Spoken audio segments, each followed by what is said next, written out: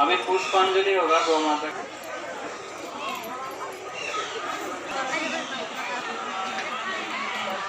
ओम कृष्णाय नमः। আমি গৌশালাৰ পৰা আহি এতিয়া নিজৰ কুটিয়ালৈ আহিলোঁ আৰু এইখনে হ'ল আমাৰ নিত্যানন্দ কুটিয়া, আমাৰ মানে বিশ্ৰামৰ ঠাই। আমি ইয়াতে থাকোঁ, এই নিত্যানন্দ কুটিয়াতে থাকোঁ।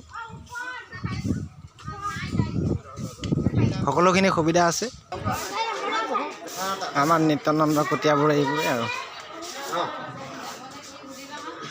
এয়াও হৈছে আমাৰ নিত্যানন্দ কুটিয়াৰ মানে থকা খোৱা মেলা সুবিধাবিলাকৰ হেৰি